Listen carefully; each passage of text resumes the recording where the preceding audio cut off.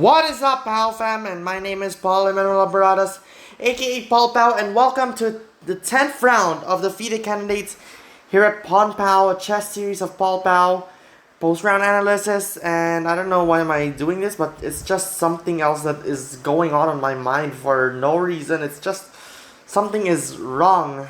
Yeah, I admit because you know everything about that, and yeah. And supposedly alright, we're not gonna talk about that for now. Okay, so my mind is feeling pain, but I'm trying. Okay, so right now it's the 10th round of the FIDE Candidates. The current leader, Javokhir Sindarov, became the player of the day as the commentators chose it, and we're so excited to take a look on his game against Rameshbabu Praggnanandhaa. And in this scenario, if Javokhir Sindarov won or draw or something, what was the scenario I read? There was that scenario I wrote on X. Give me 2 seconds. Hold on. So there was something onto it. So in this round, if the current leader Javokhir Sindarov wins or draws his game over Rameshbabu Praggnanandhaa, and Andrei Esipenko lost to Matthias Blubaum, and that's gonna be an elimination for Andrei Esipenko in the World Chess Championship contention. So a win or a draw is needed to stay alive. I think, was that right? I don't know, but let's find out, shall we? Okay, so Javokhir Sindarov begins with pawn to d4. Praggnanandhaa goes with knight f6, of course. c4, e6, pretty much usual. Knight c3, knight bd7, bishop f4 as pretty much the queen's gambit declined. And then there goes bishop b4, ready for castles. Takes e3, knight e4. There's tension over here, so I'm pretty sure it's queen c2, which is what Sindarov made a move. And pawn goes to g5, bishop g3, h5, bishop goes to d3, h4. Oh, I didn't expect that Sindarov would go push pawn because of h4 and then bishop h2, pretty much. But instead of this position, he went on to go bishop d3, so h4 takes, and then queen takes e4 check, king f8, and then bishop e5, which then proceeds with f6, and then knight takes g5. How? If he takes this, what's gonna happen? That's gonna be a fork, which is pretty much. So he did that to like, look at this. There's the e6 and then d8. So he went on for bishop check, b takes, and then knight takes e5, d takes e5, f takes, and then f4, which leads to a piece down for Praggnanandhaa. I mean, a piece down for Sindarov rather. So f4 and then pawn h3, rook d1, queen e7, g3, g takes, castles. Wow, it's kind of like it's really open by now, but then like takes, and then he castles. Sindarov castles probably is to also do like this as well. Okay, rook h6, rook takes, king g8, rook df1, bishop d7, and this one Javokhir Sindarov sacrifices, and this is actually a brilliant move according to what people analyze about that. Rook f7, why is this a brilliant move? So let's see, takes, king f4, king g7, queen g5, king h7, queen e7. Ooh, why didn't he do like, oh yeah, no choice.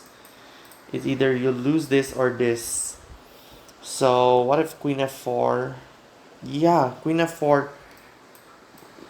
You cannot go on here either. So, oh, king g7 is actually a bad move according to the engine. Or is it? Because I could go king g6 and then queen f queen h5, queen f7. Either way, he loses the bishop, which is crazy. So king g7, as you can see, queen e7, and then loses the bishop. Rook f8, queen g4, king h8, a4, a5, queen g5, rook h7, e6, rook e8, then queen goes here, b6, queen check, king g8, queen g5, rook g7, queen f5, rook ge7, queen g4, king f8, and then queen takes, and then rook takes rather, and then rook 8, e7, queen h8, rook f7, g4, rook e4, queen goes to h5, king g7, queen g5, king f7, king f3 takes, h4, rook a5, queen h6, rook a e5, queen h7, rook king f8, queen h8. This is pretty much like I've been seeing that there's gonna be a repetition in this position. I was thinking about that. Either way, Sindarov is still winning, so he has to take the opportunity to try to win this game. So king e7, and this happens. h6, h5, c5, h6, rook g5, queen d8, rook g8. And if I would done this, yeah, pretty much it's a bad idea. Takes, and then queen, and then takes this one as well. This is a bad idea. So rook g8, and then queen goes to d5 check, and that's pretty much it. Yeah. Rameshbabu Praggnanandhaa resigned in this position, which makes Javokhir Sindarov score 8 points, the most wins in the current version of FIDE Candidates. And this means because of the draw of Andrei Esipenko against Matthias Blubaum, Andrei Esipenko is officially eliminated from the World Championship contention, which means even if he wins all remaining 4 rounds of the FIDE Candidates, it isn't enough to win the candidates and meet Gukesh Domoraju, the world chess champion. So this is gonna be an exciting one. We are now down to 7 more players to go to fight for the right to meet Gukesh and face it off. But what if I would continue this? So there's king f8 and pretty much not. Okay, king e3. I would kind of like to, no, rook e8, queen goes here, king move, and then h7, rook h8. This one takes. So if, yeah, okay, rook ef8, and then queen f6, queen e8. I could go queen g7. Okay. Pushes the pawn. And king goes here. Queen e5. King d7. And g7.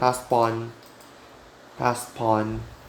So either way, it's all brown, which means it's over for Rameshbabu Praggnanandhaa.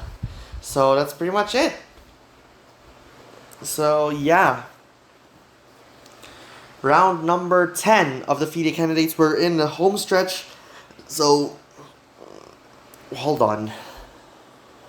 Yeah, we still have round 11 post-round analysis this Sunday, April 12th. So look forward to that. So that's pretty much it. Thank you so much for watching POW Fam. And don't forget to subscribe on our main channel, Paul POW, and our vlog channel, POW Vlogs. And do follow us on Facebook as well, Paul POW. And for more fun at Galaxy, go check us out on Twitch, X, TikTok, Instagram, Threads, and on Blue Sky. But that's it for me. This has been Paul POW saying so long here at the Galaxy.